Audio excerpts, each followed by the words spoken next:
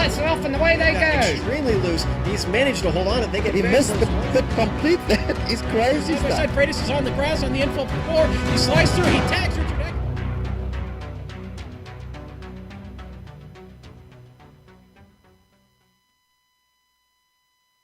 After an opening round at Laguna Seca that saw a Brazilian rookie serve notice that for the first time ever the championship is in jeopardy of leaving Europe, the Apex Online Racing's Formula Renault 2.0 Championships comes to Watkins Glen.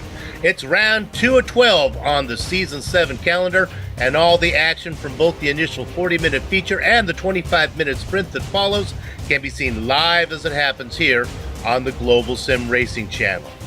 From under a rising Empire State sun, welcome to GSRC's Countdown to Green. Way up in the press box to bring you our Word's Eye view is Soup and Sandwich. Yours truly, Bill Soupzon, joined this morning by Samuel Ryman. Amjad Yaman is our director, armed with camera locations provided by Dougie Beard. Now, the last time the AOR brought the Formula Renaults to Watkins Glen was way back in the Season 4 debut race. None of the drivers racing today who were there then were even able to find a podium. So, Sam, since it's been a while, I think the viewers, as well as some of the drivers, could really benefit from a refresher course about Watkins Glen.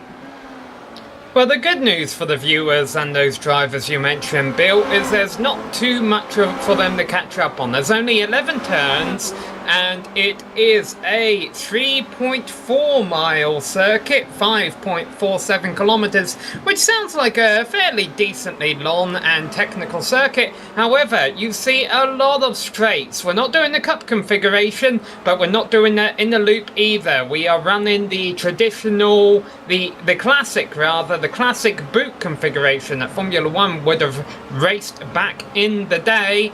But there will definitely be some challenges for these drivers, if not just the other drivers. To see what a single car lap is around around here, though, let's take a look with our GSRC lap guide.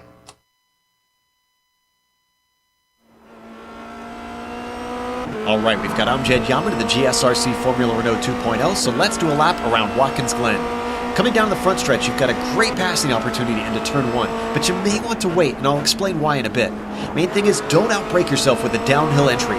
As you come off the corner, get to the power as soon as you're safe to, because you're going to need every ounce of momentum you've got. Climbed up through the S's, your foot will be flat to the floor, and it's here that it'll start to become obvious why you don't want to pass into turn 1. At the top of the hill, we've reached the backstretch, and with a long run down to the carousel, that draft is going to be reeling in anyone within a second of you. A good run off the first corner is so much more critical and presents an easier chance to pass. That's why patience will pay off. Coming up to the carousel, you'll use the banking as much as possible to try to carry speed down into the apex of the corner. This is a lengthy bend too, so try not to turn in too early and force yourself into a wide exit. Once you come off the corner, swing off to the right and try to get her slowed up for the chute. Even with the downforce of the Renault, the entry into this corner is difficult. From there, switch sides to line up for the toe of the boot. This is a spot where passes can happen, but they usually have to be sneak attacks. Because of the steep uphill climb of this corner and its exit, you absolutely need a late apex. But be careful, hesitate to get on the power, and anyone within striking distance is going to be grabbing the opportunity with both hands. And to help the attacker out, there's a good braking zone into the heel of the boot. Be careful to stay off those inside curbs though. After that, this left-hander brings you back onto the main course. There's a rise here that makes traction extra difficult, so it never fully feels like you hit this corner right. Out of there, stay to the right and hold on tight. Indianapolis only requires a tiny lift, but this single-file bend scares even the most steely-nerved drivers. You have zero time to relax because you're chucked into the final corner. Proximity of the barriers makes this feel like a street circuit, and it will punish you if you take it for granted. Hopefully you kept it out of the Armco and can now finish a lap around Watkins Glen.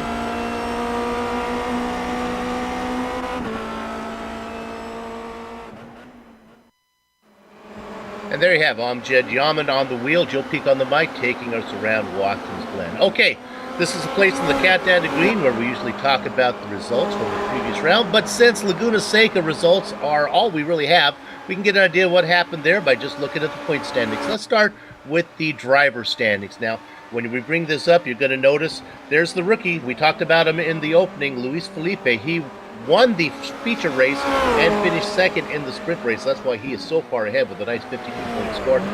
Remember Ty McLeod. We'll talk a little bit more about him in a second. Look at those two Formula Mini drivers, Adam Tierney in third and Christoph Holstein in fifth. They are sandwiching Kerry Nolan, who is back in his Aperture colors in fourth position. Let's go to the next overlay. Now, this is what's new here this season, and what they're calling the Tier 2 Driver Championship. This is for drivers that average about a 12th place finish in the feature race. And there he is. We talked about him, Ty McLeod, one more time, sitting at the top. Yeah, he supposed to not finish so good, but he finished second. Second big scorer overall, so he's up there. His teammate Lawrence Suddenstrike to right down there in third position. Knut Martinsen, the veteran Force Fissy driver, in third. And there's Silvio Hurt. Now, what's interesting with Silvio is he has a reputation of finishing last on the feature race and then deciding to forgo starting on the pole for the sprint race. You know, with this Tier 2 champion, that may inspire him to maybe go ahead and take a shot at starting from the pole on these sprint races. Daniel Barrero, the rookie, down there in the fifth spot. Let's go ahead and look at the traditional overlay that we've seen a million times, and that is the team championship. And once again, you're going to see that it is, well, remember we had those two drivers, Tierney and Holstein, up there. Well, that's why Formula Mini doing so well. Aperture back again with Reed and Nolden. They are teamed up. Sudden Strike to Reich and McLeod having a good one for Incline Racing. Sim RT is back. RC is back again with Osterkamp and Patrick Jung. And then rounding out the bottom of the left side there is Christian Tkach and Daniel Morris for Red Devil Racing. Of course, there's Force Fissy. Then all those new drivers on the other side. A lot of new teams, 4 of them over there that we'll talk about in a minute. But now, let's go ahead and talk about the series details here. So, Sam, what's actually in store for us today? Well, this is the 7th championship that you see, season 7, that this league has held. Now, this is round 2 of 12. Now, you get 2 drop events, and there's 2 races per event. So really, I believe that means you're dropping 4 races at the end of the season. And you can drop 4 races from 2 events. 2 events at the end of the season, essentially. Hope that all came out all right. Of course, it's still early on in the championship, so you want to rack up points early on. But it is a bit of consolation if you do have a bad race out there today. Open setups and no fast repairs for this feature race, although they are going to experiment with 1 fast repair in the sprint race coming up. Now we see qualifying going on right now. All the drivers have the track to themselves for 3 laps. It's a 10-minute session. But coming up right after this, we have our feature race, which will be the first of 2 races that you're going to see during this broadcast. That's going to be a 40-minute long race, and they're going to do a start from the way they qualify right now. Now the grid for race 2 will be slightly different. We'll get to that when the sprint race comes around. Because the race about to come up in just a moment is 40 minutes long, these drivers will all have to make 1 pit stop, and the pit window is going to be quite wide open, so it'll be interesting to see what kind of strategies these drivers use to try and get away from traffic, if that's what they like to do, and give up that draft and put on some lap times in fresh air. Incident cap 16x. You don't want to exceed that, and you definitely don't want to exceed that around here, because if you're running off into the grass field, the walls are not that far away.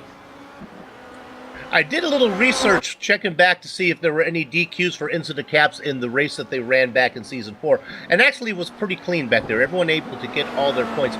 With about a minute to go in qualifying, let's go ahead. Probably the biggest issue that goes on in these races is the pitting, getting in and out. How is pit lane here at Watkins Glen? Very long. If you practice it, it's not too difficult to enter. It is coming right off of a turn, but and the pit entry is narrow, but usually drivers know it's tricky and they have to practice it, so they can overcome that. What is difficult to overcome here is the amount of time you lose from coming down pit road. Now, of course, it'll cancel out in the long run because everyone has to do it once, but you don't want to have to do it twice. Okay, with this being a standing start race and there's no warm-up lap, let's go ahead and go to qualifying the grid right now as it's over. And look at this. So far this season, it has been all about the rookies. And we have Martin Van Lorensnoord up in front. He's going to be inside of another rookie, Tim Birdie. Row 2 is going to be Scott Newton and Josh Thompson. Behind them is Patrick Kessler and Christian Tkach. And then in row 4, it's former champion Phil Reed and Renee Osterkamp. The last row on your overlay there, Kerry Nolden, and the winner from last race, Luis Felipe, down in 10th. Sam? Yeah, now we get to the middle of the field. Stephen Larcamp will be lined up alongside Ty McLeod on row number 6. Lorenz de Rich and Adam Turney behind. Jean-François Godin and Hugo Quiniot. Manuel Here and Evan Imre. Stefan Herman and Nut Martinson will round out row number 10. 20 cars in this 31-car field. And now we get to the last one there. Enric Andre, Daniel Morris, Harrison Finch, another rookie, Jonas Vastamaki, Lee Robinson, the Little Bird Sarah Dove back in 26th, Casper Thon in 27th position, Alexander Valdo, Alexis Moreloso in 29th, 30th and 31st go to Miguel Antolin, and we talked about him, Silvio Hurt, notorious for finishing last on the lead lap. Let's see if he can do it right now. They are gritting up here under this New York skies. The weather here today is good for racing.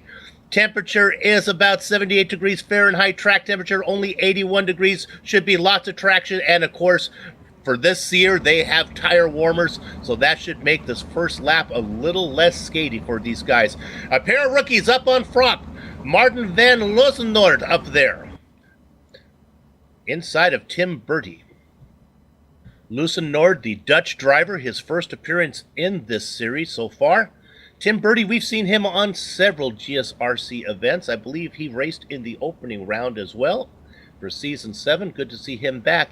Remember, the hotshot rookie that we saw last time at Laguna Seca, Luis Felipe, down there in 10th position. You can hear the engine start to harmonize now. It'll only be a second until they get going. It's round number 2, and the Apex Online Racing's Formula 2.0 Championship. Gather at the chickens, take cover behind the cows as Martin van Loosenoord leads them down into the first corner. Bertie is in second. Newton, Thompson, and Kessler round out your top 5. Clean start through turn 1, we expected that, but this is where it's going to get scary. This run up a hill, there's going to be massive drafts and slingshots going on all the way down these back straights, and if you do make a mistake, these walls aren't going to be kind for you. Luis Felipe started from the pits, it looks like 30 more cars going down this back straight, reaching incredible speeds, 150 miles an hour before the braking zone. A pass up into third spot as Thompson gets around Newton. Now challenge Kessler is also making a run back there. You can see him spreading out back there in about 4th, 5th, 6th position. Look how they're strung out single file, and now as the camera gets to the herd of cars coming your way. Yeah, I think all these drivers knew with a massive field they really need to play nice here in the early stages. No free repairs in this race, remember. They'll have one in the sprint race later on. Oh boy, there's a pack going on for about 7th, 8th here. Christian. It's to catch and Nolden side by side there. And here comes Osterkamp in, Sam. Yeah, Nolden holds on to catch, actually going to lose the position maybe. Well, he's got the inside here on Osterkamp. That's 8th position right now, and Osterkamp may lose 9th. That's where the action is. The first 6 or 7 cars are strung out nicely single file. The battling starts back there, what Sam was looking at back there. And even now that starts to set. Oh, no, there we go. That looks like... Let's see the yellow car of Osterkamp, and they collect more. Godin involved in it.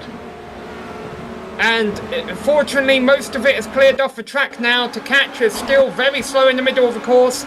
Here has wrecked on the exit of a turn. I'd say we got about 5 or 6 cars in that. That started when the car of To Catch got loose right in front of Osterkamp. They got together, and then the rest of them plowed in. All right, we got Larcamp in the pits. We got the number 79 car there in the pits. We got Godin To Catch here. Felipe never made the start, and Osterkamp in the pits. The number 79 I mentioned, that's Jonas Vastamaki, and he's retired. Yep. Now that was an unusual incident. When we had the big one, usually it's a matter of 2 cars getting together. And yeah, obviously 2 cars got together there, but it all started with a solo spin from a former champion as Christian To Catch made the mistake on the opening lap, and that's what caught a lot of drivers out. Let's go back up front and review what's going on. It is we got to get this name down. What do you think here, Sam? Loosenoord. Loosenoord. It's not the first time I've seen this name. I have seen him in other races before, and it doesn't surprise me he's up front. 3-wide battle for 6th going on right now. Going through the boot section of the course between Ty McLeod. Lorenz de Rich comes out on top of that. 9th position, I'm sorry. Yeah, there we go, because we have those other drivers who have left the lap, so our time is scoring catching up. Battle with McLeod there. Hugo Quinet back there also, and De Rijk in the mix. Now, of course, the real bad news for the drivers out of this race is that they're going to have to start from the back of the field in the sprint race later on. For the drivers who finish on the tail end of the lead lap, they'll get to start up front for the sprint race, but of course these drivers who are in the pits, they don't get that benefit. They'll have to start from the rear of the field, have to avoid wrecks on lap 1 of our race coming up later. Meanwhile, this battle for 8th is still quite hot. That's Lawrence de Rich in front, Ty McLeod, and on the tail end now is Hugo Quinest. Yeah, some huge names that are out. De Catch is out, Hoyer's out, Osterkamp, and then Luis Felipe is gone. Talk about the sophomore jinx after he had a great initial round. He never started the race. That's interesting. That's too bad for Luis. He had that great opening round. Must have had some issues. Of course, he's the only driver racing off of the. I don't think we have a North American driver in here, so he's really the only driver racing this side of the Atlantic. Of course, he hails from Brazil. Takat has taken blame for the incident in the text chat, meanwhile, about the driver having, as we mentioned, the complete opposite day as Martin van Luzenoord leading the field around. Now, of course, this will open some drivers who don't normally have good points days to be able to do that, because so many of the drivers that got taken out were towards the front of the field where the wreck started.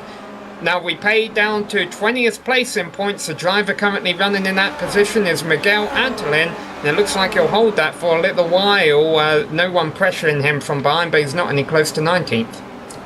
Let's go to the driver currently in 5th position. He's pressuring Phil Reed right now, and this is Patrick Kessler. Remember, there are 2 driver championships now, and Kessler is the leader of all what we're going to call the Tier 2 drivers. That's politically correct. Talent challenge drivers, one might say. He's racing in 5th position. The next driver in his class, Ty McLeod, racing back in 8th spot. Another Tier 2 driver, and of course McLeod had such a great day opening at Laguna Seca. Let's look at the guy he's battling with, though. There's Lawrence Sudden Strike to right behind him. Now look at this battle. De Rijk is in here as he's working with Hugo Quinet. He's going to get this. Quinet fights on the inside, Sudden Strike on the outside. They are very close. This is battle for 10th position. Both these drivers are Tier 2 drivers, and it looks like De Rijk is going to get that spot, actually being able to hold off Quinet.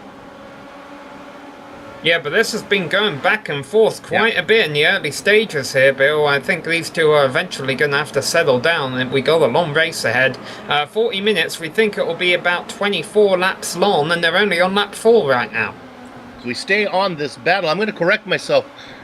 Hugo is actually a rookie, so he's not in the Tier 2 championship. He's racing his own self. Boy, they almost make contact there. De Rijk out in front as that battle continues for 8th, 9th position.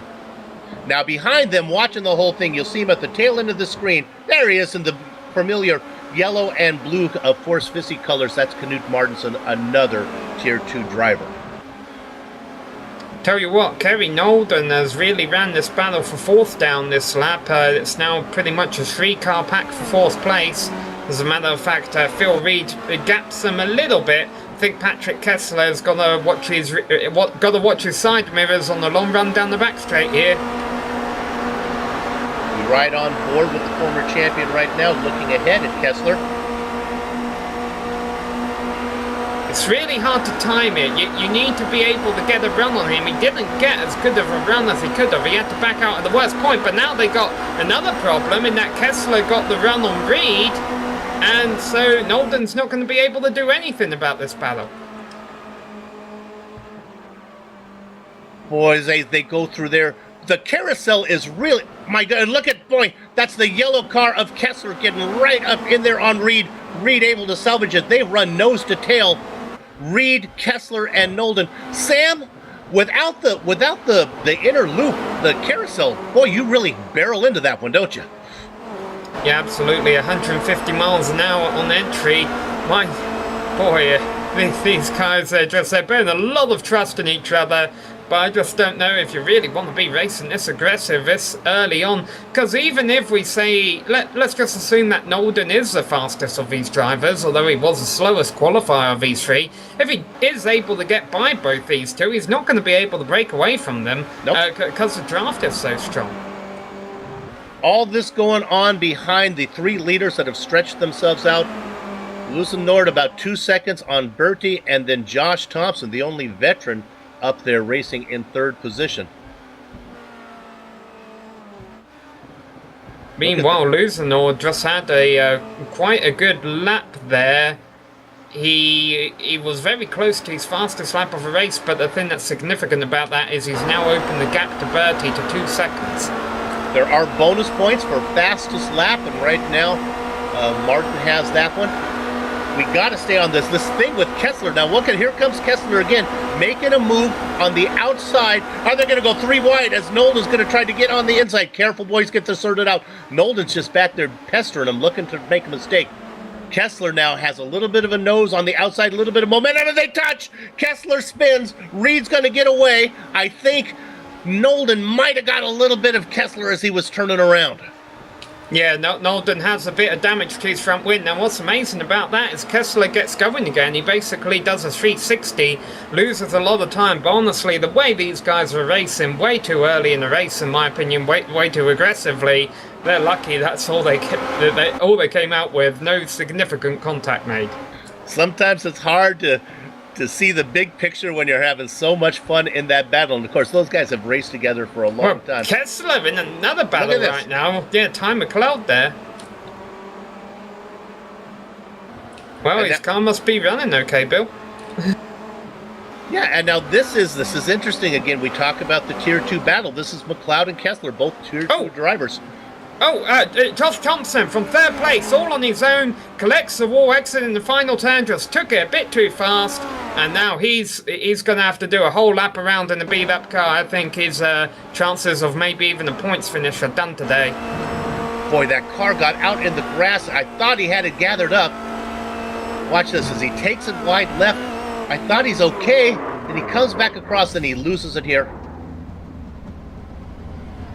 And continuing on this replay, Casper Strange just had to spin in the last turn, and something happened this lap to Miguel Antolin, the driver we mentioned had been running 20th all on his own, because his car's heading in the pits with a lot of damage. Yeah. Thane had a spin right in front of Antolin, but they weren't connected. Not sure what happened to Antolin. Boy, our direct. Okay, here's Thane. Now this is a self spin right before pit entrance. But it has nothing to do with Antolin. You can see Antolin's car already in that picture damaged. There's Thane. And our director has found Antolin, so let's go back and see what happened to him.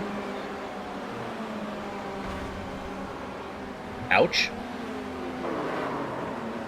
Yeah, lucky it happened so close to the pits, but I don't think he's going to get back out on the lead lap with that. Meanwhile, battle for third is heating up with Phil Reed and Nolden still. Remember, Nolden had that, we thought, picked up a little bit of damage as he was trying to get around Kessler, who was spinning. Looks like the only one that, Sam, looks like the only one that really got hurt out of that one is Kessler, because Reed and Nolden still look pretty good. Well, Kessler's still running in 7th. Kessler back there. McLeod has got around him now, so once again, the Tier 2 leader is McLeod ahead of Kessler.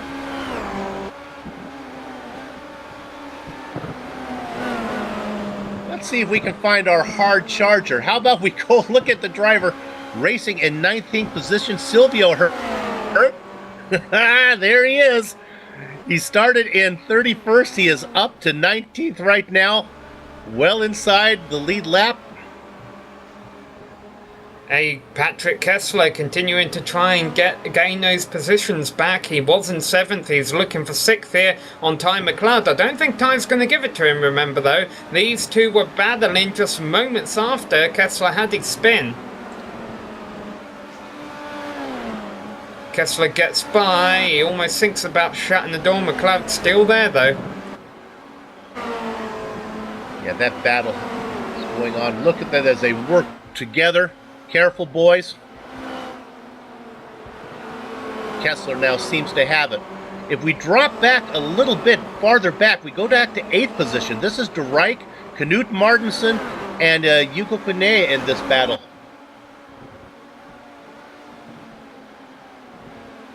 Just putting in the miles right now. I think, again, that's one of those situations, Sam, that you talked about where neither one of these drivers are going to be able to pull away from the other one, so they're just putting in the laps. Maybe a lesson that Reed and Kessler and Nolden could have learned. Yeah, well, I'm wondering when the pit window is going to open here, because you see we got 25 minutes left pretty much of a 40-minute long race, so we're not too far away from the halfway point. Wonder if pit road will start getting busy if there's drivers out there who don't like who they're racing against for whatever reason. 21 drivers still on the lead lap. Again, some huge names that are gone. Josh Thompson added to that list. Francois Godin, Scott Newton, Tkach, Hoyer, Osterkamp. That battle for 8th, you pointed out, Bill, was brewing, but Hugo Quainiat is kind of just, I think he's backing off the throttle and letting the two in front of him try and sort it out amongst themselves. He might even be able to save a little bit of fuel while he's watching this. That's a Martinsen on the outside, now on the preferred position, up in front. De Rijk dropping down into 9th position. Sam talked about it. Hugo back there just watching. Well, Hugo actually took a peek in there, trying to get some momentum on the. Look at this drive from him. Quainiat going to make the move. He's got a good run, and now here he comes. He's going to get it too for Sam. Yeah, nice pass on the outside. I wonder if he's doing this in the, I think today is the 21st anniversary of the day Jacques Villeneuve did something like that to Michael Schumacher in Portugal. And now we just saw some of it there. Something very rare in road racing, but Hugo pulled off perfectly there. Pass on the outside, using the momentum, kind of like oval banking, to carry you out of the exit and up a position. That. Kessler into the pits. I believe this is scheduled, and he might be able to get some repairs from his earlier incident here, and also try and leapfrog some of the drivers in front of him who he may think he was faster than. Yeah, the problem is with picking up damage, these pit stops, if you keep your car pristine, it's about 4.5 seconds. If you have to do some repair, boy, it really costs. Oh, the car's going up on the jacks. That means he's going to have some repair. Even if he didn't want it, he's going to have that done, and his stop is going to be longer than he wants. 10 seconds, 11 seconds, 12 seconds. Oh, that's going to be crushing. 13, 14. Not even worth counting anymore, as Kessler's stop is really, really long. Don't know why he would have done that, Bill. He was still going okay out there. Well, there are some repairs that iRacing just won't. They make you do it, so they won't let you come back out there. But then normally they would give you a black flag, I would think, and ask you to come in after 3 laps. 15, about a 15-second stop there for Kessler. Looking at this battle now, there's Enric Andre in 11th spot.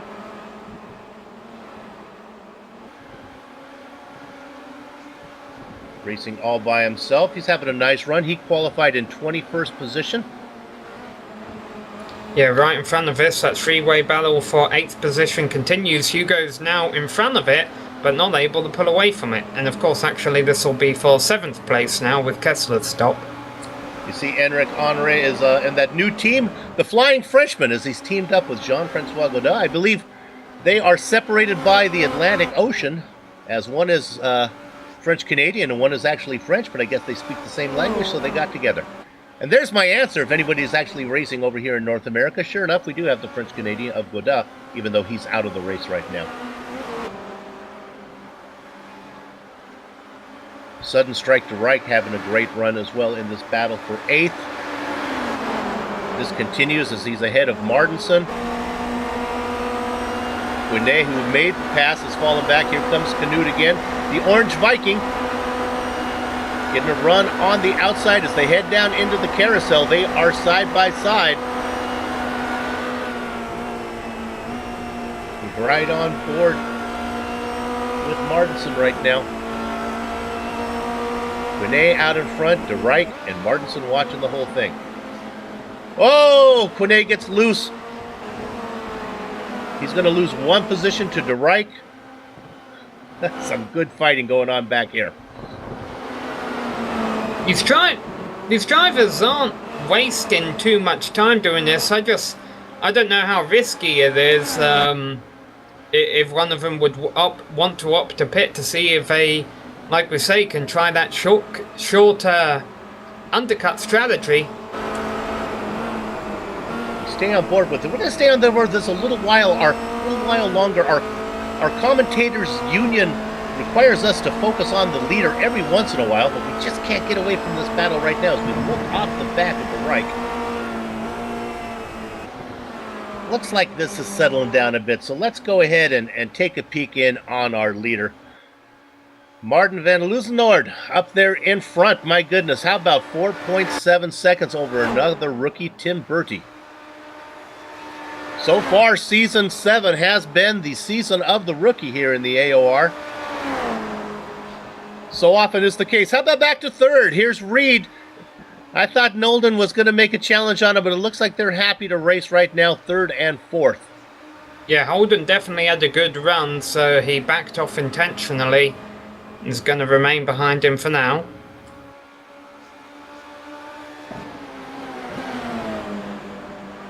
Let's go back, let's go back and look at 12th position here.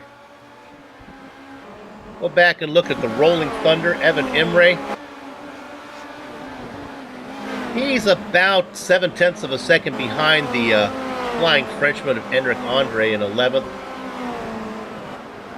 Well, we pay points all the way back to 20th place, Bill, and there's actually a battle going on around there right now, which has just resolved. Casper Schramm goes by Alexis Merilos for 19th place. These two are both rookies, so I guess they didn't want to race too hard.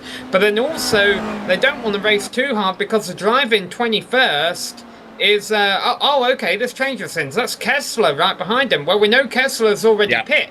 These two have to pit again, so they are essentially battling for the last points paying position. Yeah, one of the things that Kessler can do is he's looking back here. We're looking at this battle for 20th. He can take a little bit of the sting out of the wound here if he's able to stay on the lead lap, and I'm assuming he's going to be able to as Kessler makes the pass, and actually it was just kind of a nice surrender there by Marilosa. He'll get that good grinning position for the sprint race coming up. Maybe we can find ourselves up here as Stefan Herman has come in, pitted from about 16th spot. Let's go ahead and move up a little bit. We talk about Silvio Hurt in 18th position, having a great run. How about we jump up to the driver in 17th right now before the pit windows open up? And I guess, well, it's Hurt now. I guess we'll go up to 16th, and that's Alexander Valdo racing in 16th all by himself. Go up another spot to 15th. This little bird, Sarah Dove. You can see the car well ahead of Sarah Dove. There's Sarah. Can we move up one more spot? We'll look at the rookie Harrison Finch in 14th spot again, racing all by myself. Lee Robinson in 13th again, has about a second and a half back to Finch and about a couple seconds up to Henrik Andre. Oh, sorry, it's Evan Imre, sorry, in 12th. And that pretty much covers everybody. Everyone in the back half of the field there, we've been focusing so much in the early stages on the front half because there's been a lot of intense battles that seem to have simmered down. Of course, we do still have third and fourth place running nose to tail, but Nolden doesn't seem to be in a hurry to make any kind of move, probably trying to save some fuel. His strategy here is the more fuel he saves, the less amount of fuel he'll have to take when he does come into the pits, and then maybe he'll able to leapfrog Reed the easy way. Pit road getting busy again as they come around to complete lap number 12 with Evan Imre making a scheduled stop. Second of our drivers of pit. I imagine he's going to be able to get out in front of Kessler. We'll keep an eye on that, though. Kessler was the leader of all the cars who pitted. Yeah, because Imre just made a quick stop. Remember, Kessler had a slow stop. Now, we saw Imre running around tail end of the top 10, I believe, and he is going to get out ahead of Kessler. So this isn't good news for Kessler. He's definitely going to drop back a bunch of positions because of that earlier contact. But he's only got about 3.5 seconds on Kessler, and Kessler really fast. Remember, Kessler qualified 5th. Emery qualified 18th, so there's still 16 minutes for Kessler to run that spot down. How about we check back in on our battle for 7th, see what's up with these guys. Now look at this. Quinet has pulled away a little bit. That's going to leave Sudden Strike to Reich and Knut Martinsen to battle it out, but since they've lost one of their guys to play with, a new guy's coming in. We haven't talked much about him. Daniel Morris back there in 10th. Not far behind Daniel Morris is Anaric Andre. Now, the surprising thing about this, although it's not too surprising, I suppose, is that the top 4 cars on track right now started in the top 10, but everyone from 5th all the way back to 17th started outside the top 10. Just how much drama there was in those top spots in the opening stages. Our fastest lap still belongs to our leader, Martin van Loosenlord. Yeah, Morris starts into the pits. So as soon as Daniel Morris got up to the back of those guys, I guess he said, I don't really want to race with you. I'll come in, take my stop. I don't think Daniel said, oh, he missed his pit box, so he's going to have to, that's going to cost him a few seconds. I was just going to say, he's had a nice, quiet race. You can notice that the car didn't go up on the jacks, and he comes out. Now, his stop was, well, our time. I think he fooled timing and scoring a little bit by jumping around in the pit. It scores at 0.7 seconds, so pretty sneaky. What happened there, I think he had the car in reverse. I've done that when you go like through the bank teller there. He missed his lane. He had to back up. He took tires. Then when he was stepping on the gas, the car went backwards because he hadn't put it in the first gear.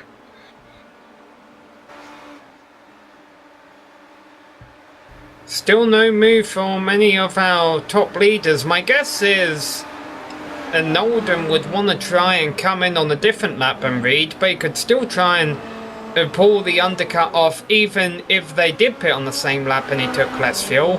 The problem is if he did that, Reed would still have his slipstream on pit exit, and then Reed might just be able to pass him on the exit again. So it's going to be very interesting seeing what happens with these two in the closing stages. Maybe not so much the 2 drivers ahead of them, because Bertie in second place is 8 seconds ahead of this, or 9 seconds now actually, and we've already documented that Loosenord has a 5-second lead. Let's take a second. We'll go off of this car. Let's go back to 16th, and this is Daniel Morris, who we just saw in the pits. He came out just in front of the Rolling Thunder, Evan Emre. These are the guys who are leading of all the cars who pitted. Now, they've come up on the back of Silvio Hurt. Hurt, of course, still needs to make the stop. But right now, Daniel has to be happy, leading all the cars who pitted, racing in 16th, and certainly is going to be able to jump guys like Hurt and Valdo. In fact, Valdo coming in right now. Yeah, I was about to say, for our viewers who were asking, where's Waldo? He's coming to the pits, and he makes a quick stop, and pulls right back out.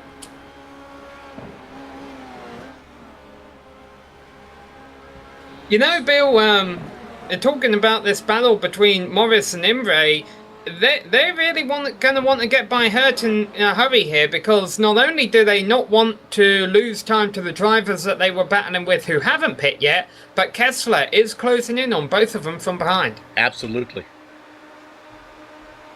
And they are very familiar with that name of Kessler. He's a quality driver, even though he is in the second tier. That's really probably not so much as related to his speed, but this is the bad luck that he comes. Oh my goodness. Well, Morris was able to get by Hurt okay. Imre wasn't as fortunate, and now Hurt will let Imre by, but that will cost him a bit of time. Yeah, Imre almost trying to drive through Silvio. Our director just pointed out to me that this is a European crowd where it's still Where's Wally over there, not Where's Waldo, so I apologise.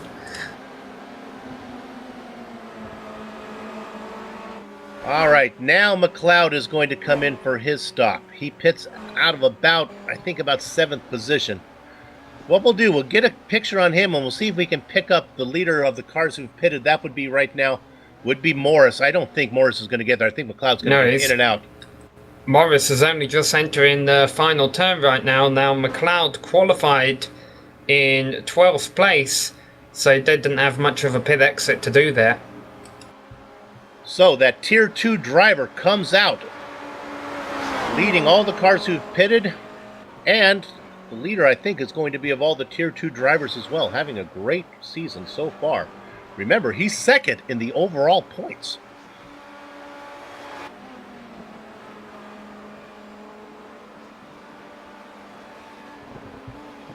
We have 12 cars who have yet to pit that are ahead of McLeod right now. The last one being Saradov. Well, with pit road being as busy as it was last lap, I wouldn't be... And here comes Lusenord. I have a feeling a lot of cars are about to follow him. Yep, Bertie coming in. I think Bertie got a bit of a better pit entry there. Gained a couple attempts. Still, it would take something horrible happening to Lusenord, really, I think, to throw this away as Phil Reed comes into the pits too. Now, here's what's key.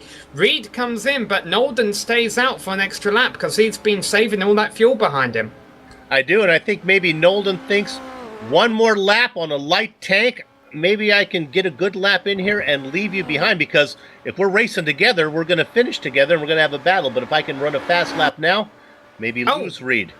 And it has been helped significantly because Reed overshot his pit stall. And Reed may even lose positions in the pits because of that. There goes Adam Turney. Really haven't gave Adam as much of a shout out as he deserves today. He's starting 14th, having a solid top 5 run going on. Could even be a podium at this rate. The leader of the race for the whole time is back out there. Martin van Lusenord out there now racing in second. Havison Finch just came out of the pits right in front of Kessler. And these two are going to do battle going up a hill. Finch, the rookie, Kessler, the Tier 2 driver. This is a battle for 13th, actually 12th once we get Nolden to make that stop. Let's stay on this one. That's Kessler on the outside. The leader is Finch. And incredibly, somehow, even though I think Phil Reed had well, of course, Phil Reed overshot his pit stall, didn't he? That's what's going on here. Reed, when he exits the pits, he's now stuck in a battle with Ty McLeod. And these two were running far apart earlier, with Reed so far ahead. Now, of course, we're not going to have to worry about Nolden coming out near these guys, because Nolden, as long as he hits his marks, he's guaranteed to have a jump on Reed as he comes into the pits this time around. Yeah, well, here's the news, though. Reed's stop was 11.3 seconds in the box. Nolden may also need to pay the penalty of a repair from that damage he may have picked up as he tried to get around Kessler. Let's see how fast Nolden's stop is. Oh, he's in there for a while, too. 8, 9, 10, 11 seconds. This is a big one, 12 seconds. That's the penalty for the damage he picked up earlier on. Tierney is going to come around. Reed, McLeod, DeReich, Martinson. Nolden in there now for... Is he finally out? I'm looking at Nolden's time. It actually restarted. It got up to about 20 and then it restarted. He's still there. He's something happened. Yeah, so our top two are going to be the same, Lusenord and Bertie, but now Turney has moved up into third place because of those two drivers having trouble in the pits, and this battle between McLeod and Reed is for fourth, and boy, what a battle it is! And just to follow up, Nolden continues to sit there. He's in jeopardy now of going a lap down. As we look at this battle here for McLeod, this great battle with Tierney. No, let me correct myself. That's McLeod and Reed. Tierney is up ahead of them in third. Of course, with only 7 minutes left, it's understandable why these drivers are racing more aggressively right now, although I have a feeling a lot of two-car battles that we're watching won't be resolved until the final lap. Including the one for 9th, which continues actually for 8th, and that's between Hugo and Erenik Andre behind. And for whatever reason, Nolden has not come out, so he was running in third. So the guys who were running third and fourth, that was Nolden and Reed. We expected them to come in and have a good stop. Bad news for both of them. Reed has fallen back to 5th spot and is in a battle with McLeod, and then Nolden has as basically his race is ended. Now Nolden coming back out. Meanwhile, well, of course, 2 bits of bad news there, Soup. 1, he's 21st and no points, and 2, he's not on the lead lap, so we'll have to start 21st in the next race. Reed able to finally get that pass made on McLeod. So move Reed up to 4th if McLeod gives it to him. And he does. Let's catch our breath and run down the top 10 after the stops. It's been the man out in front. It hasn't been wire to wire because Nolden led a few during the pit window, but it is Martin van Loosennoord up in front. Tim Birdie has been in second for most of the race, racing all by himself right now. Adam Tierney, a very quiet third for him. We go back to our lead Tier 2 driver. That's Ty McLeod, and he's only got a few seconds. Well, no, he's actually got, once he got around Reed, let me get this straight. McLeod is comfortable. Reed back in 4th position. And he's left back now in 5th. Is that Ty McLeod? There we go. Back to Ty McLeod in 5th. There's our pass mate. Then we go back to the driver in 6th. That is Lawrence Sudden Strike to right. Another Tier 2 driver being chased by another Tier 2 driver, Knut Martinsen. 8th, 9th, and 10th, we have the rookie Hugo Quinet. Oh! And Not there it anymore, is. We don't... Whoa! Did he make contact there? Yeah, he did. That's Evan Imre is off in the wall, trying to spin around when there were other cars still coming. Robinson gets by, as does Finch. Emre is in trouble as we look at this here. Boy, it was just too much negotiation going on there. Although, Sam, I guess you're in a pretty precarious situation. Boy, you hate to be there, but you don't want to be spinning the car doing donuts in front of people. We're going to ride on board right now with Finch. Yeah, now Imre got some pretty significant front wing damage from that. He stayed out on course, but he'll probably lose some positions because he doesn't have any. He has a lot less front end downforce. So let me finish my top 10 there, as I didn't get through before the action started. Let's go to 7th position now. That's Knut Martinsen. Then back in 8th, Enric Andre. Daniel Morris, we saw him. He had worked his way up. He is in 9th position. And then rounding out the top 10, it is Patrick Kessler. Been quite a day for Patrick. Let's go back to about 15 seconds here on replay, because Phil Reed just had a scary moment in 4th place. He was able to get back on and retain the position, but not a place in the carousel where you want to be in the grass. We're going to see if we can find it here. Oh, there you see him going wide. My goodness, he did gathered it up. And let's jump right back to Harrison Finch on this same replay, because then he had a moment that cost him a few positions. He'd been running around 11th, now you see him down there in 16th. Yep. Lost the back end. Couple of lucky escapes here in the closing stages. And costing these guys positions. 20 cars on the lead lap, the last one being our rookie, Alexis Meriloso.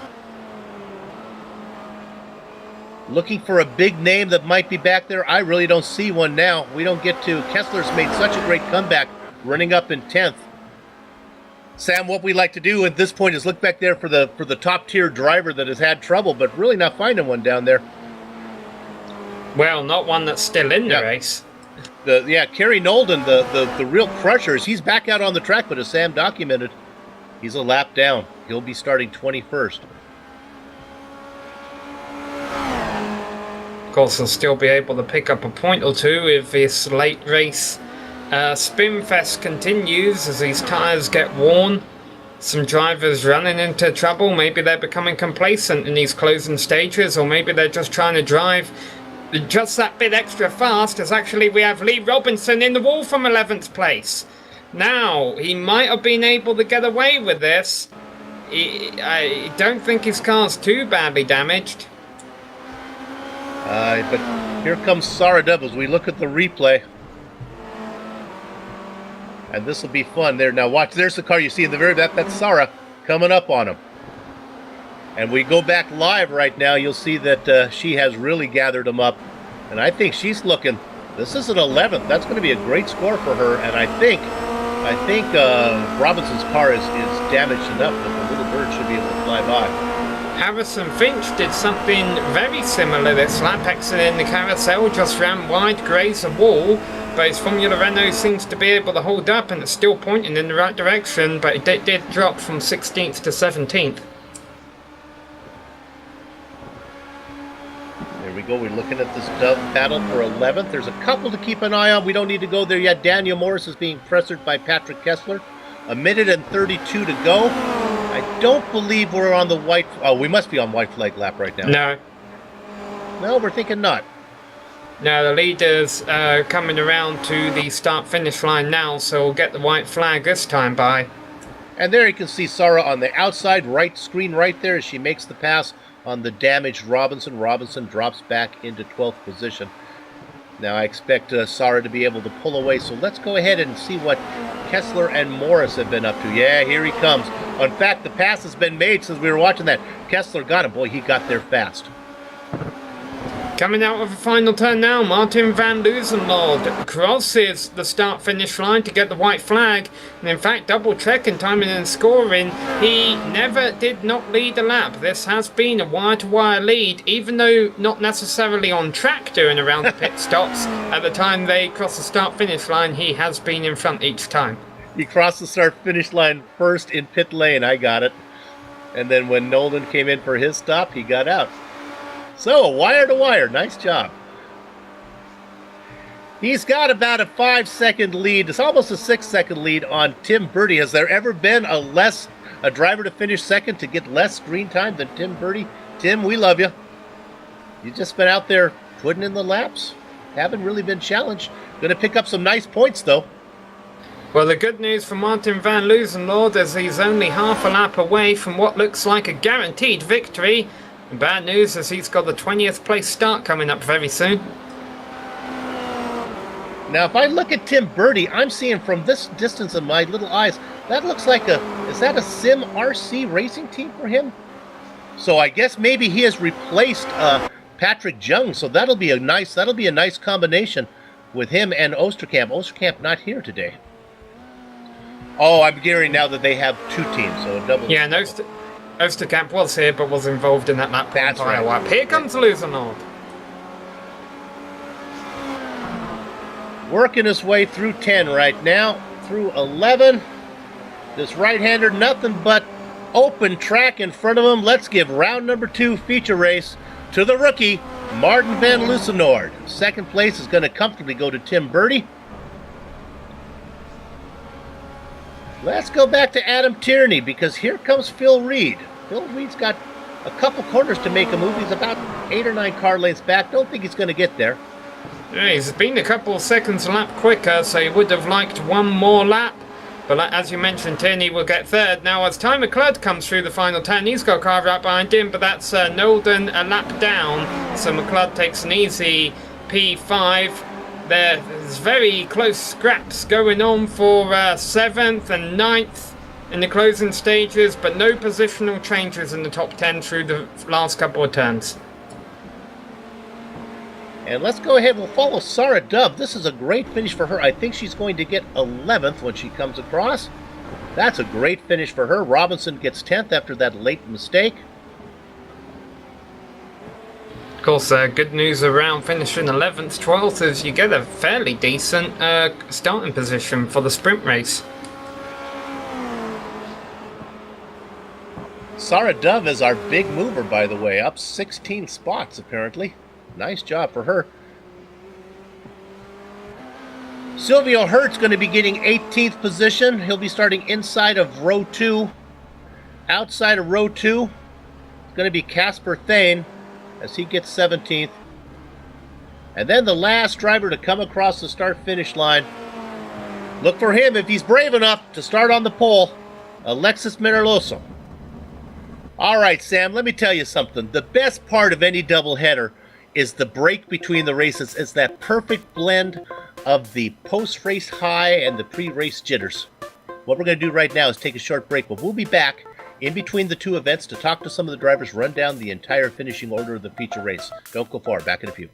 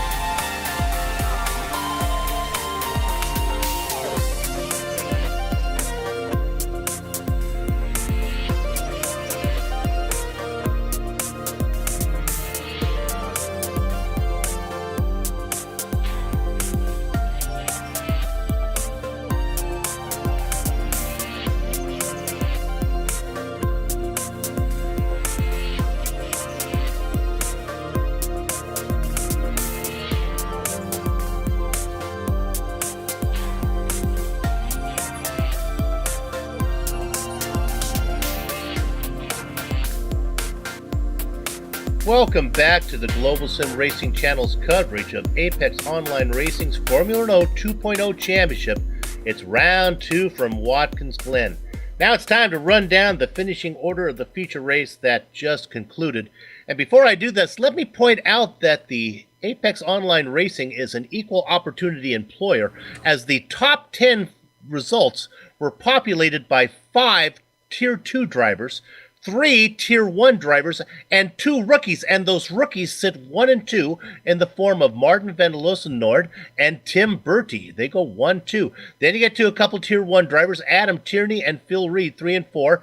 Ty McLeod, once again, a big finish for him in a top 5 and a Tier 2 driver, followed by another Tier 2 driver, Lauren Sudden Strike to right, and Knut Martinson, Patrick Kessler, rounding out the top 10, Eric Enray and Daniel Morris. I believe Sam is back with me. And he is... All right, so we're doing page 2 here, are we? All right, Sarah Dove gets 11th place ahead of Lee Robinson. Hugo Quagnat, we saw him in a lot of racing out there today. He finishes in 13th place ahead of Stefan Herman. Evan Imre finishes in 15th position ahead of Alexander Voldo. Harrison Finch in 17th place ahead of Silvio Hurt. Casper Thrain in 19th, and our pole sitter for the sprint race will be Alexis Meriloso. 20 drivers get points, 20 of them finishing on the lead lap, 20 of them being inverted for the next race, Bill. I like when the drivers cooperate and they put the top 20 all on the lead lap. So when I start here in the blackjack position, all these cars are a lap down. They're going to be gridded behind the top 20. Kerry Nolden, Stefan Larkamp, Josh Thompson. Look at these big names there with Nolden and Thompson. Miguel Antolin, another former champion, Francois Godin back there in 25th. Scott Newton, a big name. Christian DeCatch involved in that early incident as well. Manuel Hoyer, Renee Osterkamp. My gosh, a lot of talent behind these guys. Jonas Bustamaki, and then I don't think Luis Felipe is going to be with us. That's too bad. So 30 drivers should be in the sprint race. Do we have any interviews? Nobody coming in yet. I was hoping that we could talk to Little Bird Sarah Dove. She's always fun to talk to. She had an 11th. Sam, let me go to you for a minute and tell me what you thought about your first experience here in the AOR. I think I've helped you call these guys Imola before, Soup, and that was rather chaotic because Imola was kind of a new race track to the sim, and so everyone was learning the track. This, of course, is a very well-renowned track on iRacing. Most drivers have it, most drivers have raced it, and most drivers, I definitely think, are scared of lap 1 pile-ups that can happen. Now, we did have one of those during this race. About 6 of our cars who had qualified in the top half of the field got taken out on lap 1. Not exactly the place we expected it to happen, and that might shake the championship up down the road, and I think it'll definitely shake our sprint race up. But it created some opportunities for some drivers, and we saw some drivers make good of it and walk away with good finishes. I know you mentioned Sarah Dove is a good example of a driver there with an 11th place finish. But it will be interesting, you know, seeing how things unfold in the sprint race here. Martin van Loosenoord absolutely ran away with a win in this race. Well, if he's going to win both of them, he's got a lot of tough competition to pass. Yeah, doing the double is tough to do. Unfortunately, he only has 19 cars to get around as there were only 20 on the lead lap. We saw that the fellow rookie Luis Felipe almost did it last time as he was able to go through almost all the field, ended up second in the sprint race when they invert these guys. It has been a season to get to know these drivers, as Martin van Loosenoord, a rookie, as is Tim Bertie, although we've seen Tim Bertie on many a GSRC broadcast. Well, I think what we're going to do right now, since we don't have any interviews to do, we'll take a short break as we'll get our ducks in a row, and then we'll come back in just a little while to bring you the 25-minute sprint race. Don't go far.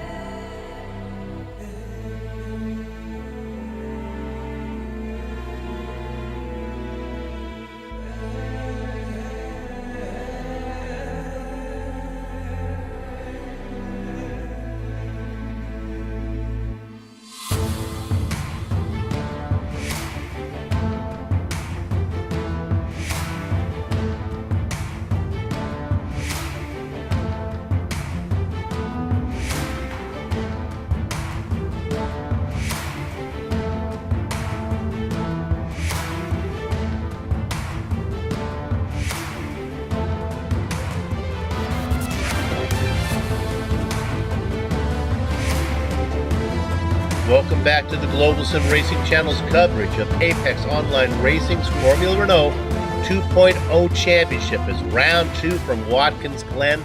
The feature race is in the books, and now we turn our attention to the sprint race coming up, which is always exciting. Sam, how does this work? Well, Bill, it's going to be a 25-minute race, so a lot shorter, and the grid, the front half of the grid is going to be all the cars that finished on the lead lap from the previous race, which in this case was 20 cars, but they're going to be inverted, so the driver who finished 20th will start first, the driver who finished first will start 20th, and so on in the middle of all that. Now, a new change here, that these drivers are going to be allowed one fast repair. They're going to try this out, and I should imagine there are some drivers who kind of wish they had that in the 40 lap race. However, the big problem drivers are going to run into this race, of course, is with such a long pit road and drivers not having to make a scheduled stop. Even if you do have to use that fast repair, you're going to be in for a long race. You're going to be far back from the leaders at that point.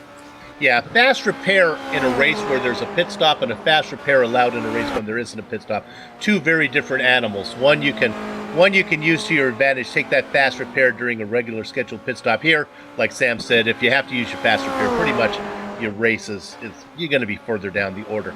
Let me give you a couple numbers to keep an eye on here that might be important, that may determine this. 72.15 and 59.80. Those are the I ratings of Tim Bertie and Martin van Loosenoord. Now, why I talk about that is, this is new. These guys are rookies. I pretty much guarantee that these guys probably haven't been the fastest car with 18 slower cars in front of them very often. So it's a little bit of a learning curve here, Sam. These guys are fast, but they need to be patient if they look to do well in the sprint race.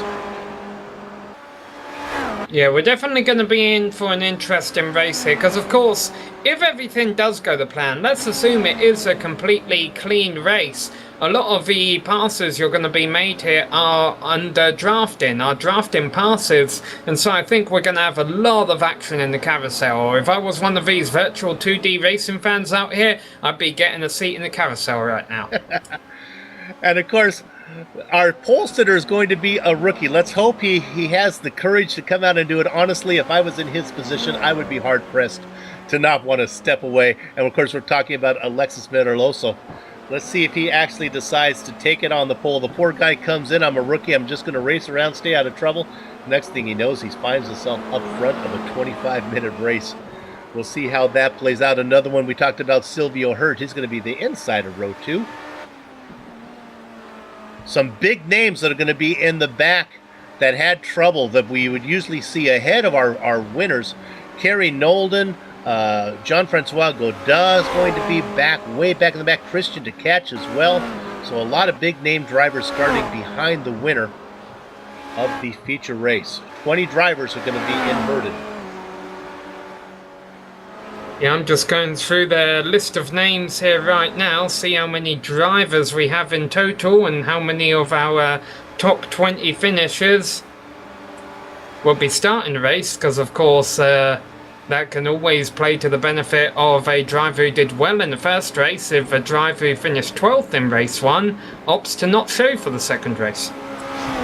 I don't think we had anybody having incident caps problems here. It looks like everyone was able to stay under the max cap, which was, I believe, 16. It's only going to be 12 here for this one. Of course, this is a shorter race, so there's about a minute left of practice to go. Right now, our fastest practicers, of course, well, it'd be who you would expect it to be.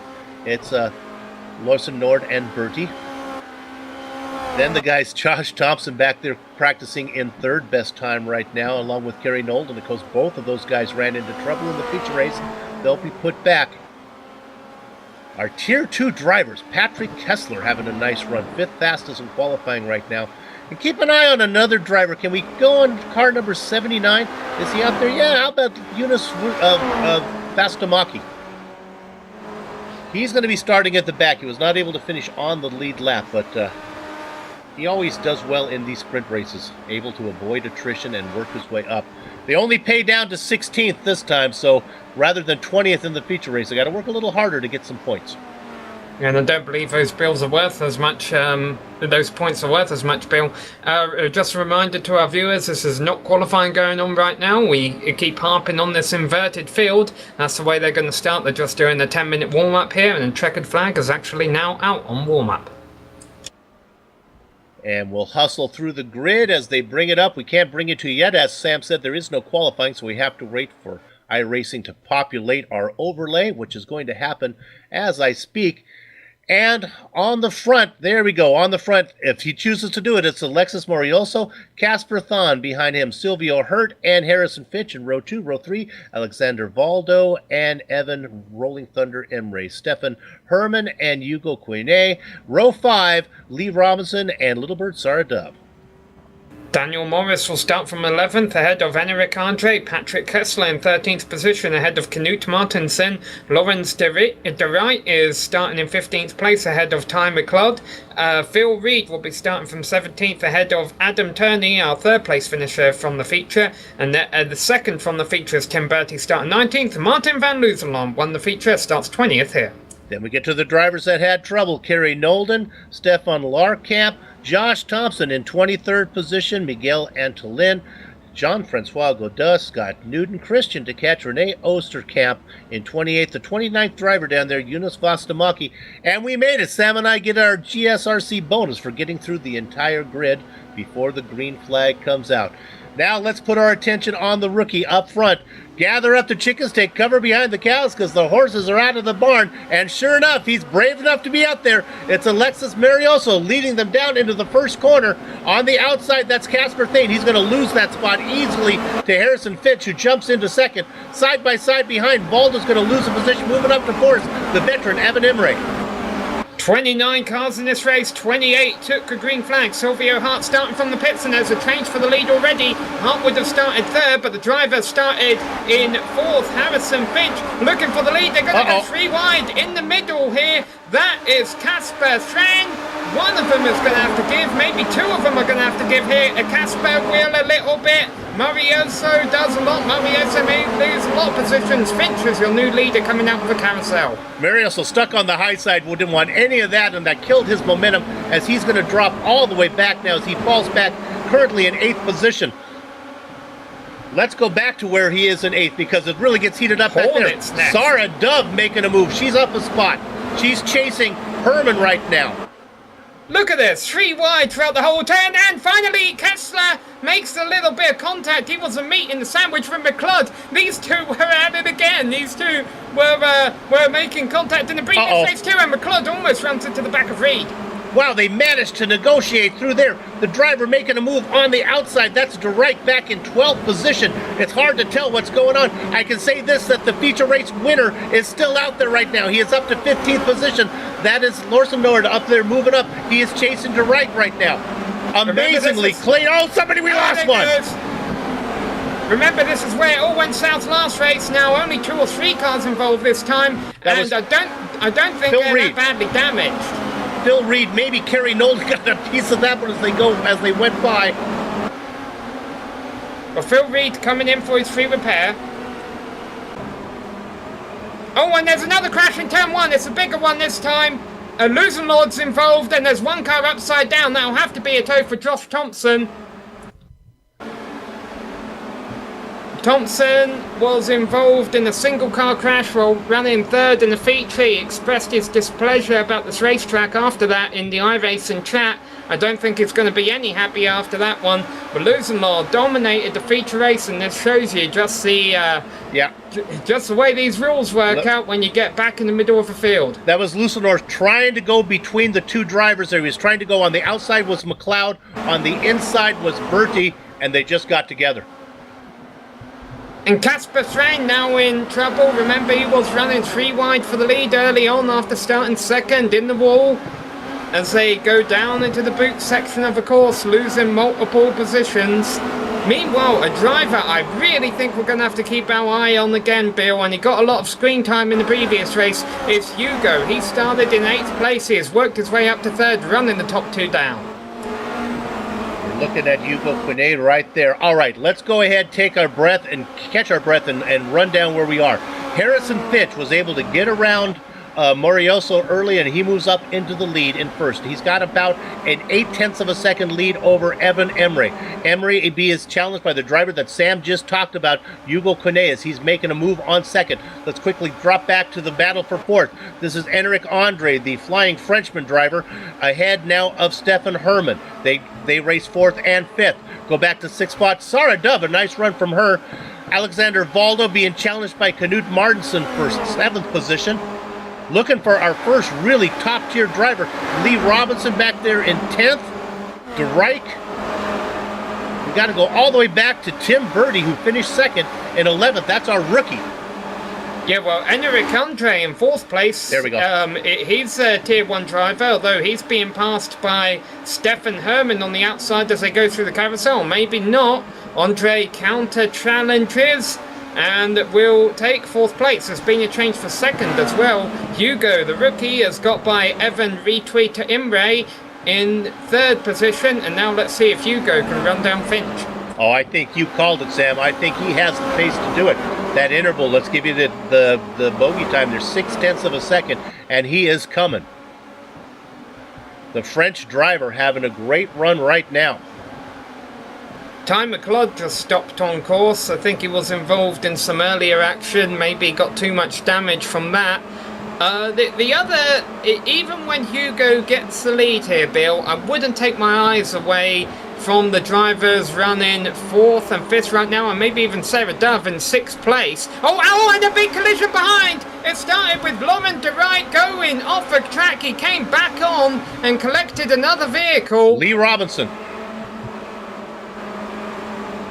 And it wasn't as if he had the choice whether to come back on course or not. I think he lost control by the point he clobbered the wall. And that was back there in the mix of those guys trying to. That's Robinson and De Rijk. They both tumble.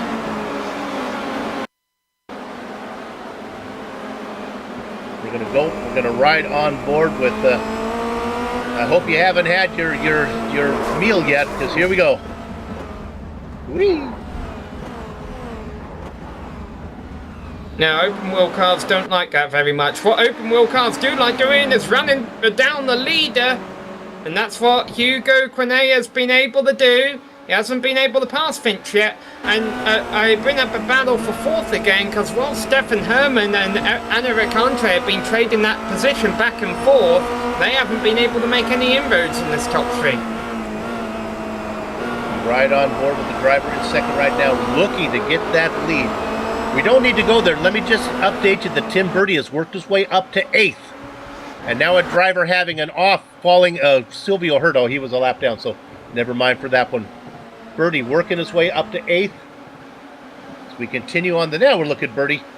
He's a driver. We have to keep an eye on him because he's fast and he has plenty of time to get to the leaders. He's only 7 seconds back from the front runners right now with 18 minutes of racing left. As they were all going by Birdie there, I think Harrison Finch hit one of those number shortcuts you have to send a message to other drivers that says blue flag, blue flag. So Harrison Finch, I'm assuming a Sebastian Vettel fan, where he's in the position Vettel likes to be in right now, and that is leading, but will he be able to hold on to it? The interval from second to third is about a second as Imre trying to catch up to these guys. Tell you, two teammates just switched position for 10th place, and that is Turney making his way up into the top 10. I'm sure we'll see more of him later, but it's about for the lead. Glen making the move on the outside now. He's going to be on the outside. They go through the carousel. Let's see if they decide to do it too wide through here. Two rookies fighting it out right now. They go through. They are going to go too wide. Now watch the drive that the top side will have as they head down into the chute. And sure enough, the French driver looks like he's going to be able to finish the deal. Let's move Hugo Queneas up into the lead. Harrison Finch in second, the two rookies. Let's get back to this battle for 10th, because it hasn't calmed down. As Sarah Dove goes off from 6th place and drops to 7th. But meanwhile, this battle for 10th position, I thought Alexander Voldo and Adam Turney were teammates just because their paint schemes looked similar. I don't think that's the case, though, because he's still racing very aggressively. Turney almost loses it. And look at the train of cars right behind him, hounding them, being led by Jean-Francois Godin, one of the early retirements from the first race, Daniel Morris, and Christian to catch. There are two teammates back there, Morrison to catch, and those red, black, and white painted Red Devil cars racing back there in 13th and 14th, looking to capture a few souls as they work their way up as the drivers in front of them. Let's leave that. Let's go to 7th real quick. Here comes Birdie. This is on Little Bird now, Sarah Dove. Birdie continues to make his way up. I think he's going to get this pass done as they go down into 11. Turn 1 there, but yeah, but not a great lap by Dove. She made a mistake which cost her 6th place. She put a couple of wheels in the grass and just lost 7th there, but still not a bad running right now in 8th place. Scott Newton behind in 9th. Scott Newton was an early retirement in our first race. He started 26th. He's already up to 9th. Now they work their way through the S's, and sure enough, Birdie gets another driver as he gets around Herman. Move Birdie up into... No, that's Knut Martinson. I apologize for that. Look at the battle for 10th. It continues between Alexander Voldo and Adam Turney trying to find a way by these two purple cars. Boy, we're going to see some crushed grapes here very soon. I have a fear. But no, Turney takes a position. He might be able to pull away from them now. Oh, the cars aren't. Are the cars not appearing purple on the screen? That's where I came up with the grapes. No, it could be purple. You're asking the wrong guy. Oh yeah, I'm asking. Okay, I apologize.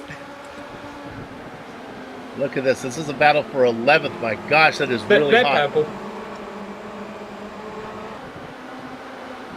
This is just too good to get away from right now. There are battles all around the racetrack, though. I can report that Birdie has managed to get around Sarah Dove Newton now, so move Birdie up into 7th.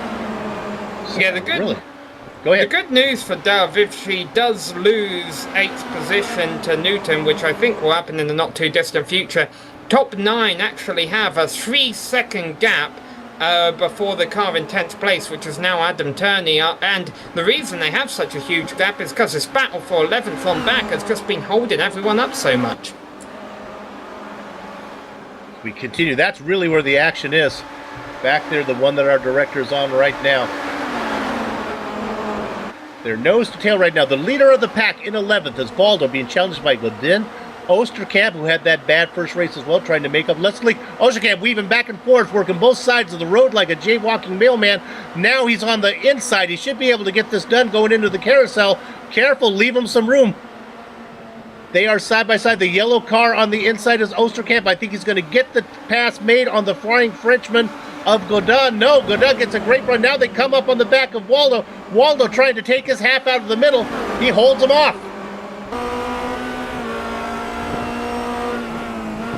I would tell these drivers to calm down, but there's only 13 minutes left and no pit stops.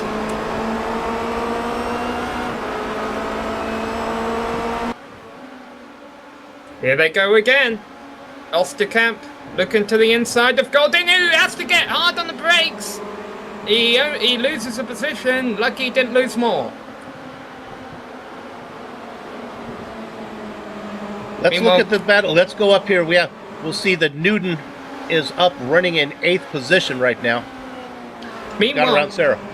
Last time around, we're always trying to keep an interval on the cars at the very front, see if anyone's running anyone down. But the previous lap, Hugo ran the fastest lap of any other car on track. So I wonder if our number 24 car will take the win in this race. Meanwhile, the battle for 12 continues with Osterkamp holding off Godin for now.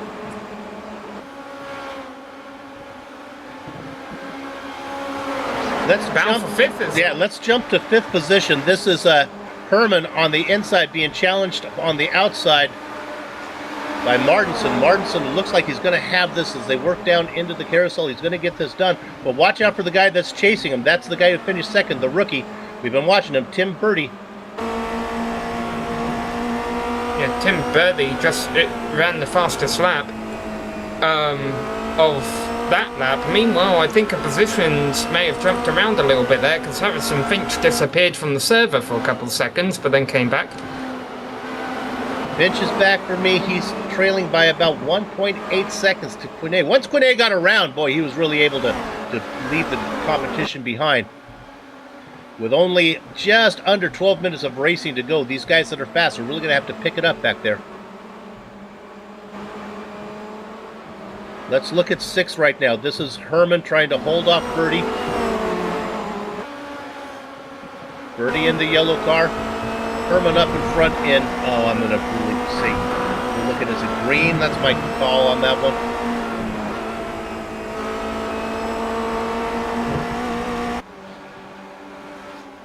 Now they're coming at you. One more time, it's a case of rookies dominating the race here as we have Quinet and Finch up in front, rookies. And then the man we're watching here, Herman, being challenged by another rookie, Tim Birdie. I think Birdie has the run this time. He's got to time it right. He might actually, he's got to be careful of Newton behind them both. Oh boy, that was close, timing it to perfection, but still, he doesn't have a run.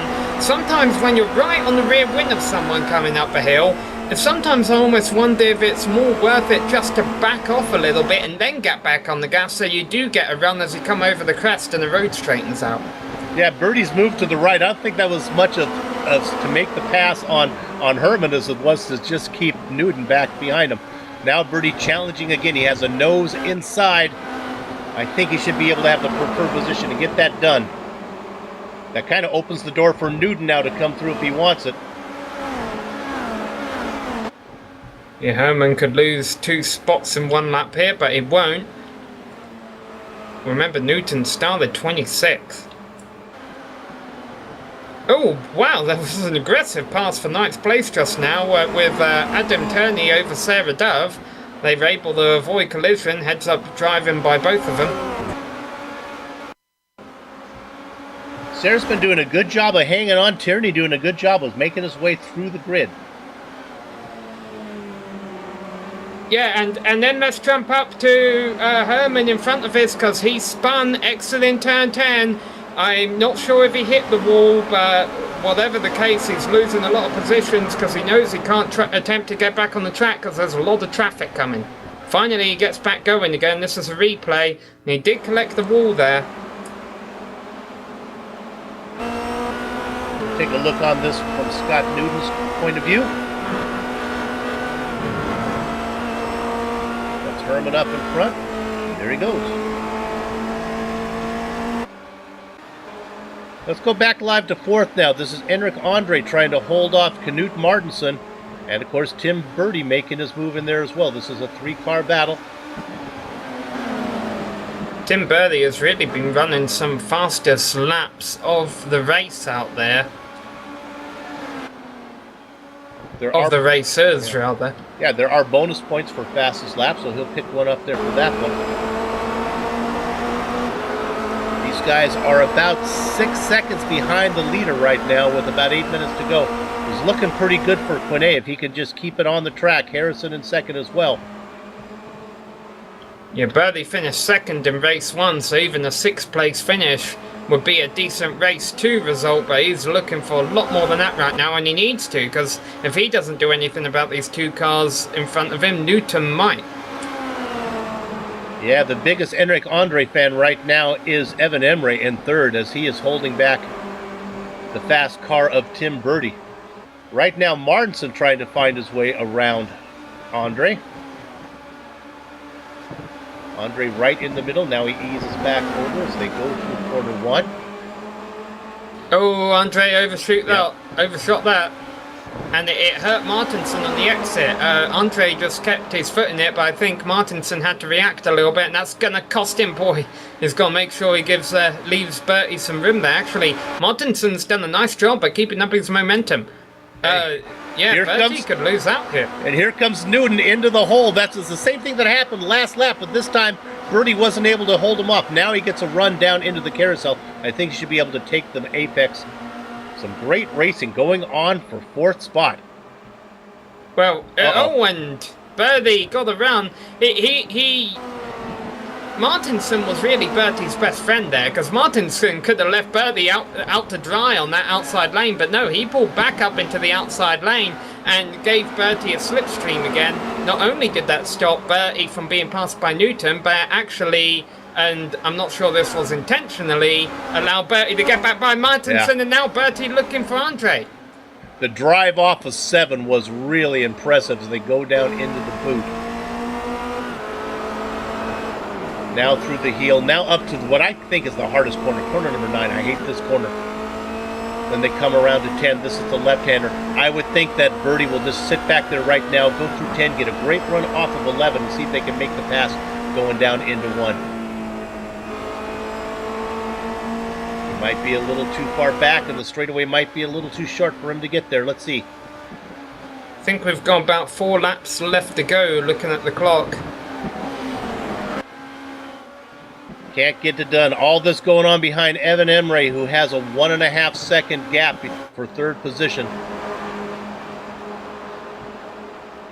Now they work through the S's. This is where Bertie is really good. Let's go to Bertie. He's going to make the move. He's really good, but I think he might be too good. I think he's just he's trying to make a move too early, and now it's backfiring on him. Yep, because here comes Martinson now.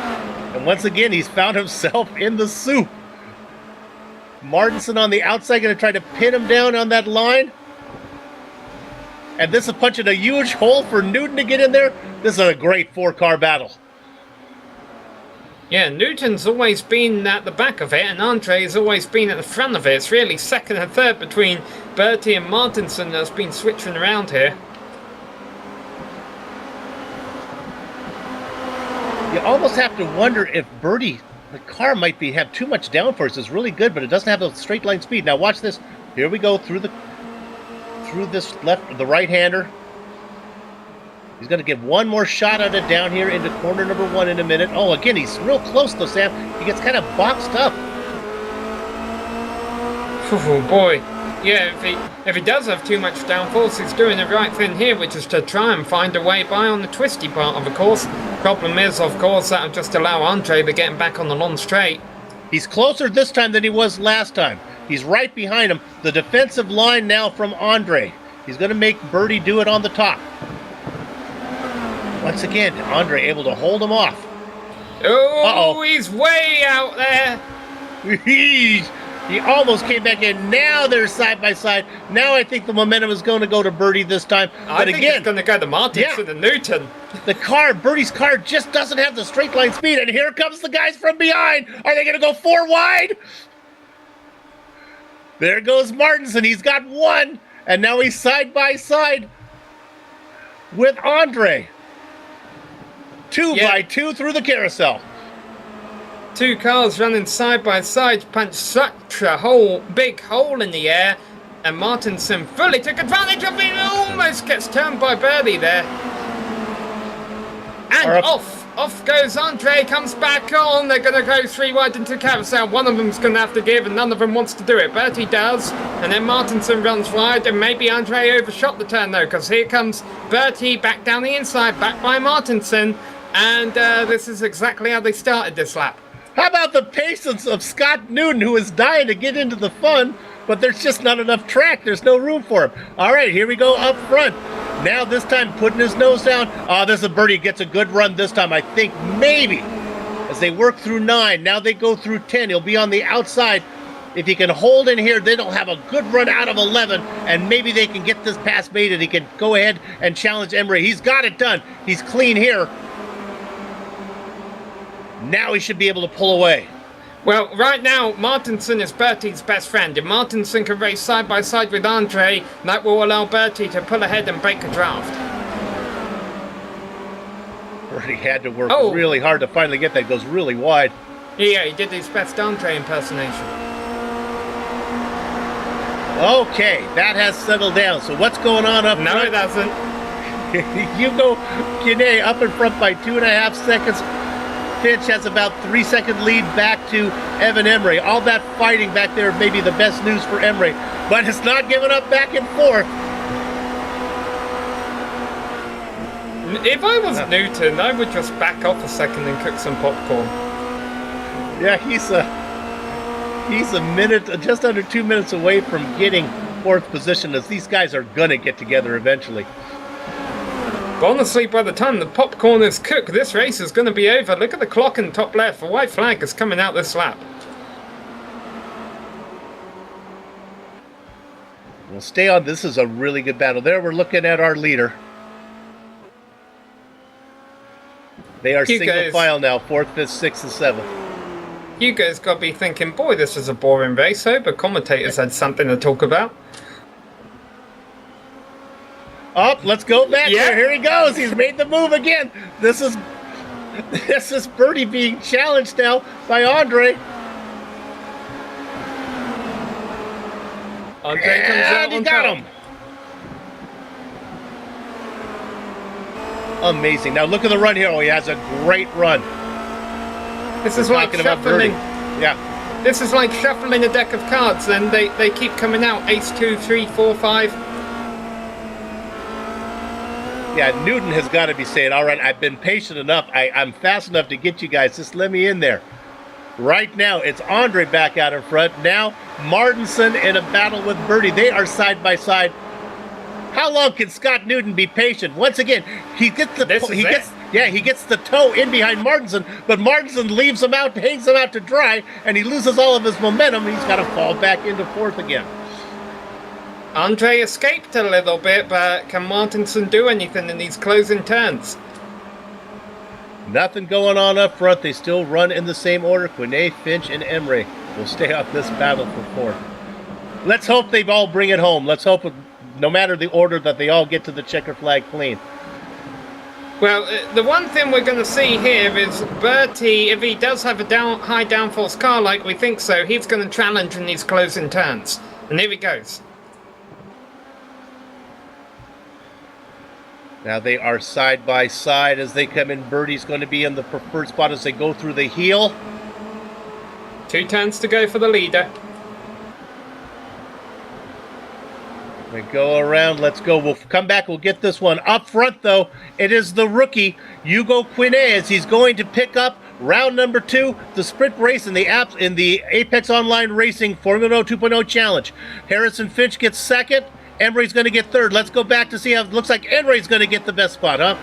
Yeah, Andre gets 4th. Bertie gets 5th from Martinson after some side-by-side run in the closing turns. Newton not able to advance out of 7th, but after starting 26th, that's still a great race. Turney and Osterkamp would have joined that battle in a couple of laps had it continued. Godin rounds out the top 10.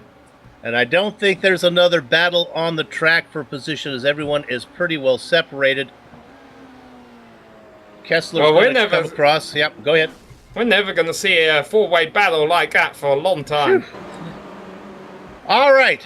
As the drivers finish out the lead lap, what we'll do right now on the Global Sim Racing channel is take a short break. We'll be back in just a few to run down the entire finishing order, talk to some of the drivers, and put a lock on the gate. Back in a few.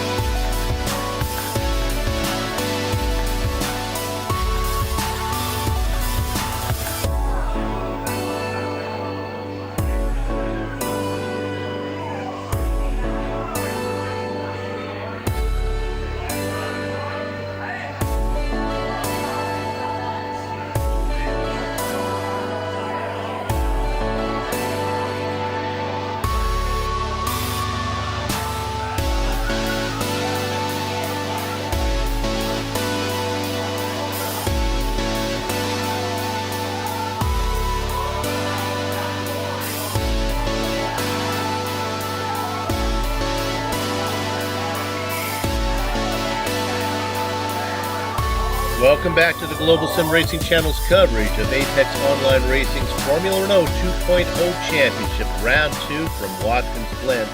We have both the feature and the sprint races in the book, so let's run down the finishing order of the sprint race that just concluded. It was another pair of rookies up on top again. It was Hugo Quinet and Harrison Finch go 1-2 in the sprint race. They were challenged the whole time by Evan Imre. Then the guys that put on the show, Enric Andre gets 4th, Tim Birdie gets 5th, and Knut Martin gets 6th.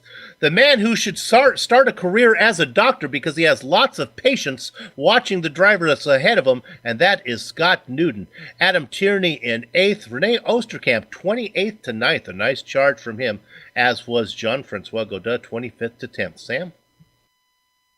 What about to catch? Kristen to catched a lot of cars in this race. He went from 27th to 11th. Sarah Dove dropped back a little bit after starting in 10th place. She moved up to 6th in the early stages and dropped back to 12th by the end. Daniel Morris, he had a quiet race in both races. He finished 13th this time around, ahead of a rookie Stephen Larkamp in 14th position. Patrick Kessler, he had a bit of an adventurous race in the first race, never really made a lot of ground this time around. He finishes in 15th ahead of Alexander Voldo in 16th, and I believe a final points paying position for this race. Behind him was Jonas Vameski in 17th position ahead of Miguel Antolin.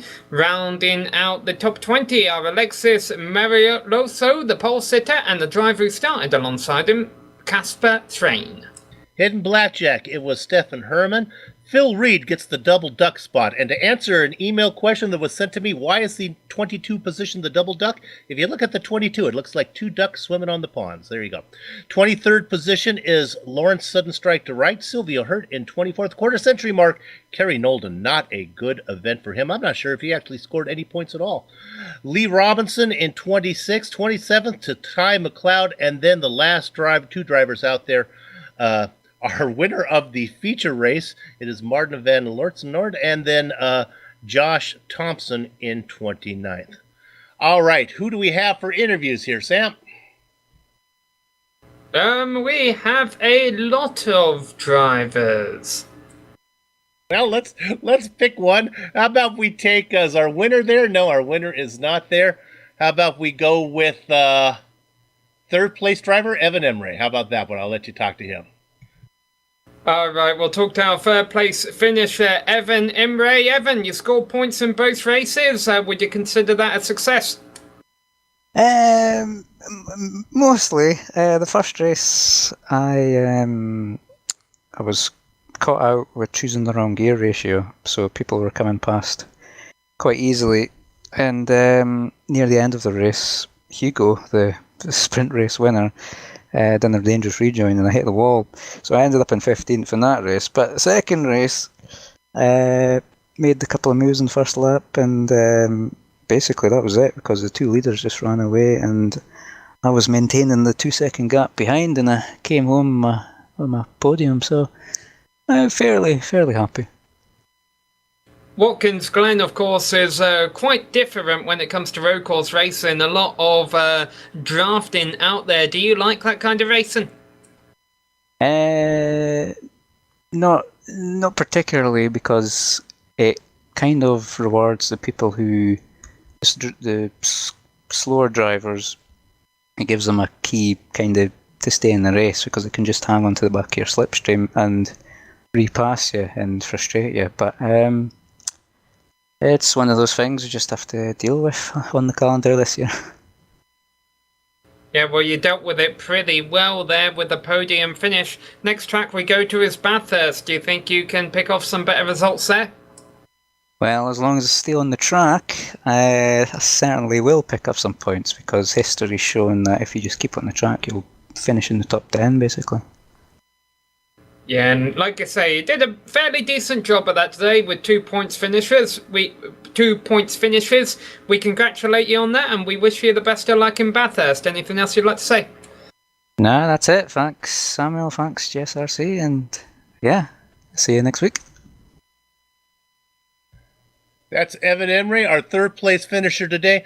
We're going to bring in two drivers at the same time. I'll try to do the air traffic controller here. We're going to bring in some of the guys that put on the show for the sprint race. And this is Enric Andre and Knut Martinsen. We'll start with Enric. Well, you got the best of that four-car battle, Enric. But that was some interesting racing there at the very end. Well, I was a bit surprised from my pace. At first, I thought that Knut Martinsen and Tim Bertie would overtake me. But, the battle was tough but fair. And I was a bit lucky to in the last lap to get the position. Knut, did you ever get to the lead of that four-car battle, or was there always somebody in front of you? I think I very briefly had my nose in front of Enric, but he got him back immediately when I did. So, there was one time when I thought I would get them both, but it was pretty tricky, I must say. But it was a crazy battle, really intense. Yeah, what I'm going to do is I'm going to bring in the guy that probably had the best view of the whole thing, and that's Scott Newton. I don't know if you guys were watching, but Scott was looking for a way around. Scott, the track just wasn't wide enough for you. Yeah, definitely. Just trying to back up the performance in the sprint race last week as well. Only managed 19 positions this week. Last week was 20. But I was considering setting it up to the inside in the last corner to try and get that P2 again from Knut. But the ping was too big, and just needed the points really, because DNF in the feature definitely didn't help. Qualified P3. Don't know where that came from, but it was great battling in the sprint race, and luckily people around me were either crashing or going off somewhere, so I was able to capitalize on it. Enric, we kind of thought that maybe Bertie, who was really fast, we kind of got the feeling that he was fast, like he had a high downforce car. He was fast in the technical sections, but once he got on the straight line, you guys were able to run him down. Is that kind of your impression? Well, in the first race, I was running with a high aero setup, and it was really hard to overtake. So for the sprint race, I decided to put less wings, and actually it paid off. But my pace wasn't the best one, but for battling like that, it was by far more comfortable. Knut, I bet you were happy to at least get it to the checker flag in one piece. Yeah, that was one goal at least. Down there were a few close moments, a few close, near touching wheel moments there. Some side-by-side moments through interesting corners. It was definitely quite scary, but it was really, really tense. And overall, actually, from the whole of tonight, I went into tonight 22nd, I think I was, in the practice session. And then I finished 7th and 6th in the races, which was was completely unexpected. Really happy, actually. Yeah, and we really did enjoy, by the way, I know, Knut, you're involved in organizing. We really are enjoying the multi-tiered format. It's kind of fun to go back and look at some of the drivers back there. Good race for you in Tier 2. Yeah, definitely. And good race for Force Fizzy in Tier 2 in that sprint race, 1-2 as well with Evan. So, I think, I'm not sure if I'm leading Tier 2 at the moment, because I know Ty crashed out of the sprint, I think. He obviously was the leader of Tier 2 going into this, so... interesting to see. That's definitely sort of a new thing to the championship. And it would be fun to win the first T2 championship, I must say. All right, well, congratulations for all you guys just bringing the cars home clean. Enric Andre, who comes home in 4th, Knut Martinsen, who comes home in 6th, and then Scott Newton, who watched the whole thing, had to settle for 7th. Good job, guys. Thank you. Nice, cheers for that, Bill. Sam? Yeah, looks like we're going to catch up with Sarah Dove here, who had an 11th and a 12th place finish in the two races. So Sarah, 2 points finishes. Are you satisfied with today's results? Definitely, yeah. A lot better than last week. I'll say that. Yeah, we were keeping an eye on you on the sprint race there, because in the early stages you found yourself as high as 6th. Were you hoping you'd be able to hold on to a top 10? I was, yeah. I just didn't think I quite had the pace to stay in the slipstream of everyone that was overtaking me, so I ended up just going down and down and down, which was unfortunate. But I still finished 12th. Which was pretty good. You definitely found yourself in the middle of the action there. We've been talking to some of the drivers about do they like this kind of racing that Watkins Glen produces, with all the drafting. What's your thoughts?